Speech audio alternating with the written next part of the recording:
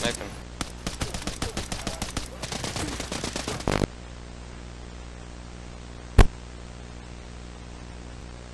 With the current in-game economy, it's easy to lose millions in just a few raids, especially when gearing up. Think about it. Helmets, armor, guns, gun parts, ammo, food, water, rigs, the expense can add up quickly. One of the biggest costs you'll encounter is your weapon. A solid gun is essential, but it doesn't have to break the bank. To help cut costs, consider picking up some weapons from scavs. You can mod these to fit your playstyle, saving you a significant amount of money. Now let's dive into the first recommendation I have, the M16.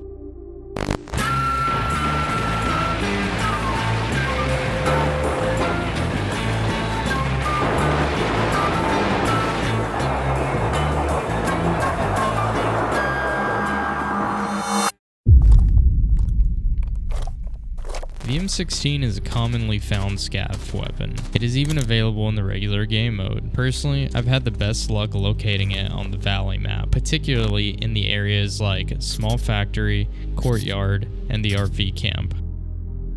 I'll be showing you 3 of my more budget-friendly builds. When you get out of raid with your M16, if you go to the market and buy an M4 lower, you can actually swap your M16 to full auto. I do this a lot in Tarkov with the 8R, so every build that I show you can be swapped to full auto.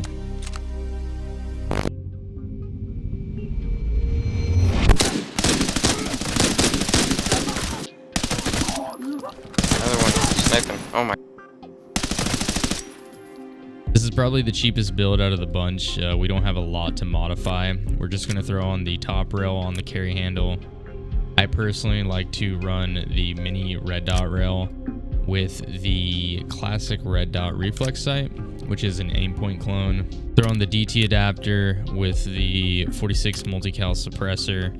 And this is pretty much the setup. I will change the lower to an M4 lower. I like to run this setup with full auto. So with everything, this is going to cost you roughly around 42,000. Of course, this is a player-based market, so this can change from when I post this video. But hopefully it doesn't change too much. A lot of people don't really use the M16, so this will probably run you around 42 grand.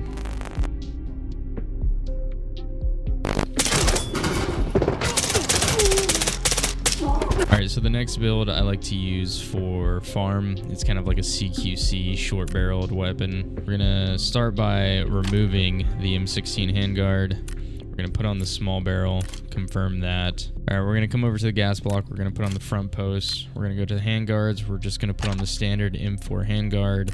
I like to run this build with a can, so let's come over here, put the DT adapter, put the 46 multi-cal suppressor, and that's looking pretty good. Come over here, we'll throw on the buffer tube, and I like to put the tan one on just because it's a really good bang for your buck. Okay, let's come over, we'll throw on the top rail, same setup, we'll run the mini with the Aimpoint T2 clone. This build is going to run you a little bit more, closer to around the 100k mark. You can obviously make this a lot cheaper. You can throw an M4 lower on it and make it full auto. You know, you can kind of tweak this whichever way you like it, but I like to run this setup.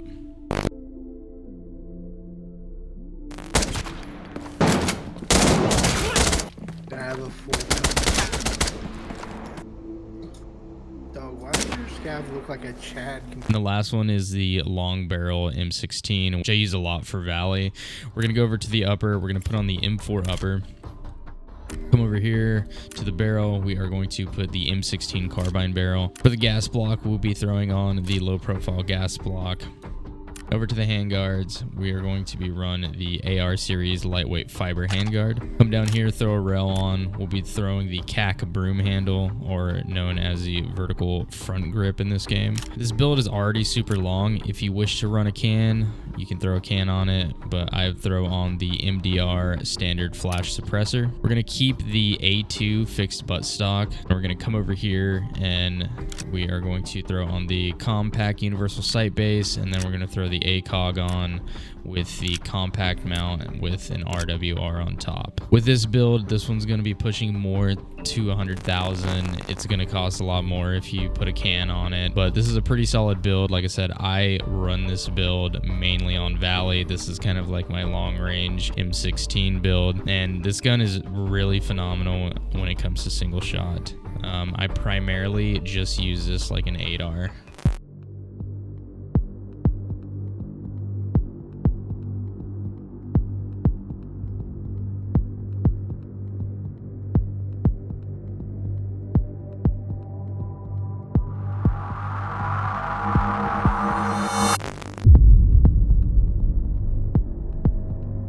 The MP5 is probably one of the most common scav guns found on the map Valley. You can find them in the normal game mode, located pretty frequently at the port, beachhead positions, supply camp, and there seems to be a solo scav near the bridge north of Courtyard that seems to always have one as well. Alright, let's talk MP5 roller delay gas system gun. Let's go ahead and throw the MP5 universal rail on. For this build, we're actually going to be running the Cobra or the EKP A18 reflex optic, and then we're going to come over here and we're going to throw the 9x19 suppressor on. And that is literally it for this build. This build is going to run you about 33K. MP5s, you really can't beat them.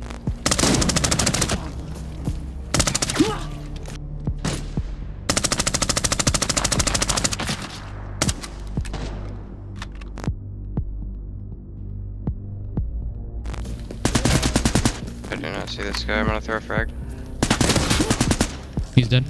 You can commonly find the AK-102 on the farm map in lockdown mode, and it occasionally appears at the motel in normal mode.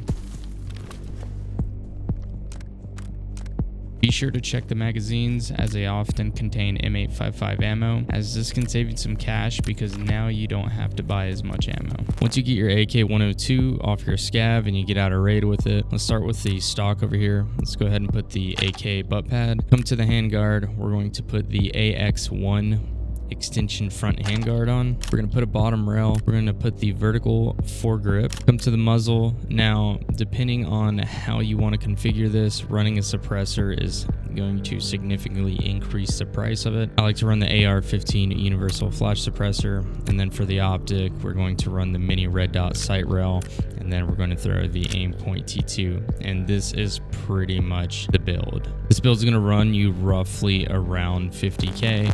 And if you throw a suppressor on it, it's going to jump closer to 100K. So depending on whether you want to run suppressed or not is going to make a huge price difference. I apologize for the delay in getting this video out. I had to pause halfway through because I was moving to another state, but I'm all set up now and I'm excited to share this with you. I hope you enjoyed the video and find it helpful. If you do, please give it a like. Every bit of support means a lot. Don't forget to subscribe to stay up to date for future content. Thank you so much for everyone who's already subscribed. You're amazing. I can't wait to catch you in the next video. See you.